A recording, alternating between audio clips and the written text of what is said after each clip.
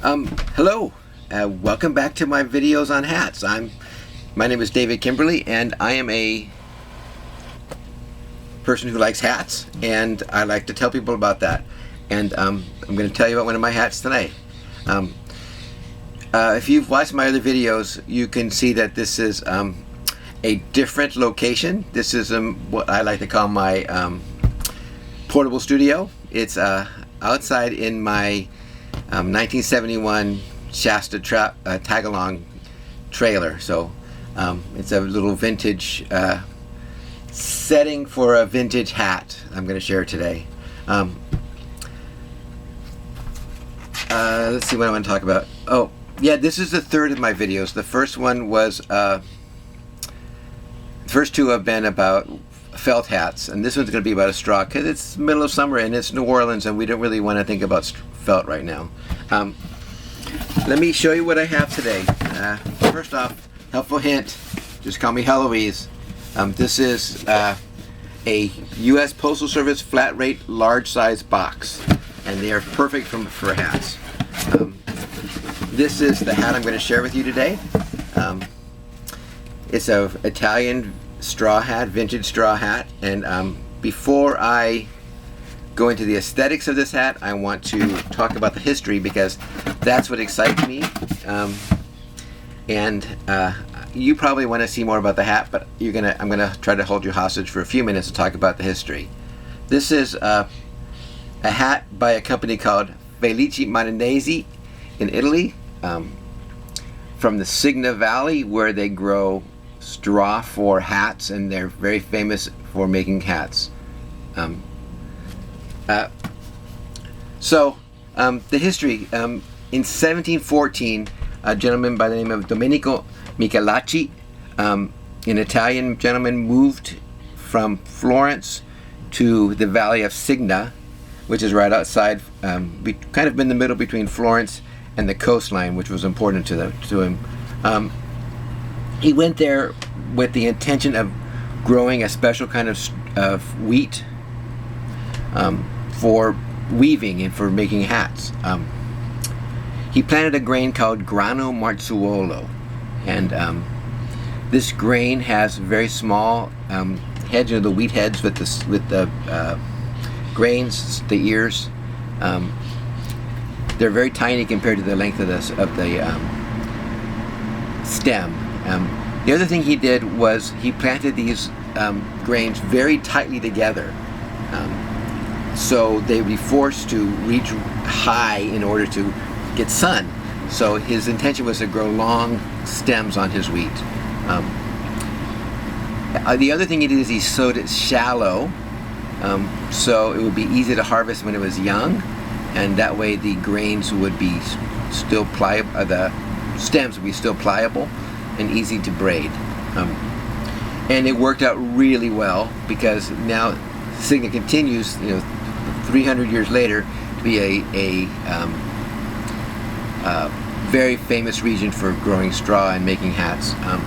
There's also actually a museum in Signa, as the Italians say,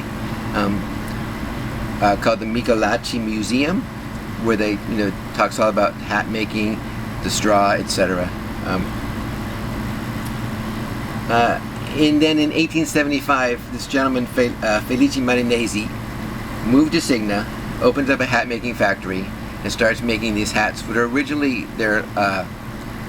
he makes a fedora, a straw fedora, kind of like a Panama hat. He also makes a hat which is similar to a boater, but has a wider brim and a shallower crown. And these become very famous in Italy, also in Europe, and even in America. He ships out of the closest port to Signa, and to Florence actually, is Livorno. And Livorno in English is called Leghorn. It translates as Leghorn. So these hats became known as Leghorns, and they were very, very popular.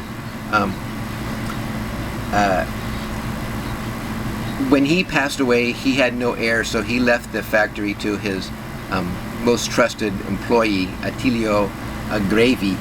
And Grevi's family has run the factory since then, and continues to run it to today. And they continued to run it under the Milanese name until 1981, where they changed it to Gravy hats.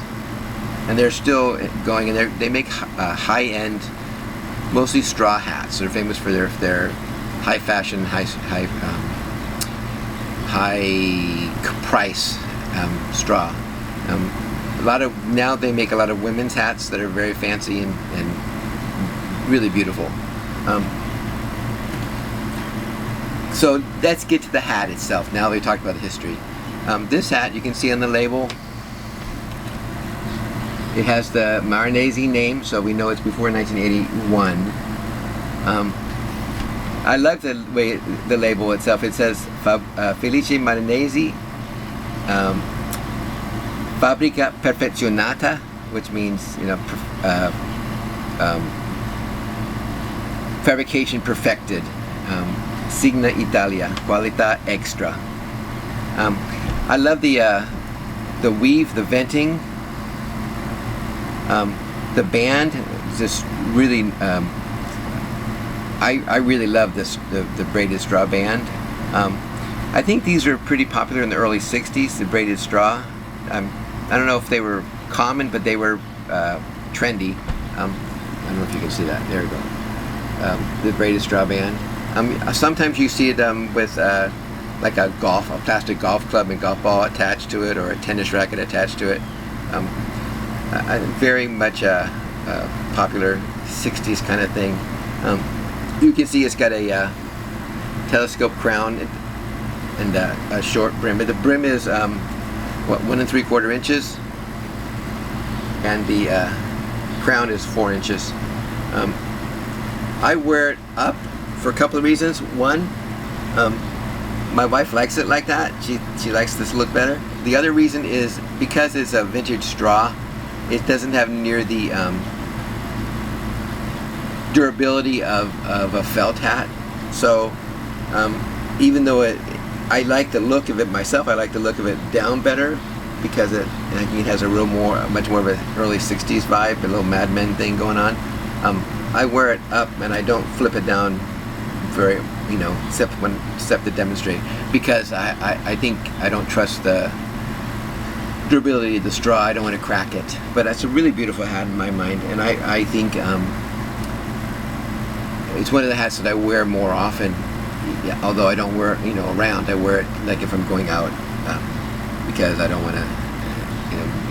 I don't think it's real durable at this point in its life. But I date it probably to the early 60s because of the band and the label.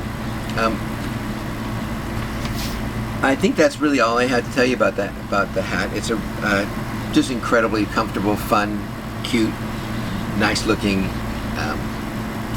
interesting hat. It's one of those hats where you wear it and people say, "That's a really cool hat," and I like that. I like to be noticed.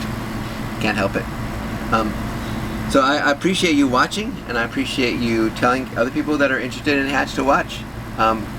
Feel free to, I encourage you to subscribe to the channel. I'm going to try to make these more often. I had a 6-month gap between my last 2 videos. And I'll try to do some more. Like this video if you think it's worth it. And I love to read comments and talk about hats. It's one of my favorite things to do is to talk about my hats. One more thing I should mention. Even though I got this from someone domestically, I got it off from someone I think in St. Louis. But a lot of times you can find really interesting Italian hats, or in other countries too, from foreign eBay sites like eBay IT, which is eBay Italia, or eBay DE, which is eBay Europe, eBay UK, which is eBay United Kingdom, etc. There's every country has its own eBay site, and you find really interesting things. Like, for example, I also have an affinity for vintage shaving products, and I find a lot of those really fascinating things, interesting things off eBay Italia, and eBay Germany, and eBay UK. So I encourage you to look at those sites. If you're looking for something, if you're looking for a certain kind of Borsalino, you're going to find a lot more of them on eBay IT than you are eBay.com. Okay, thanks for watching. Like, subscribe, and I promise to make more videos. Bye.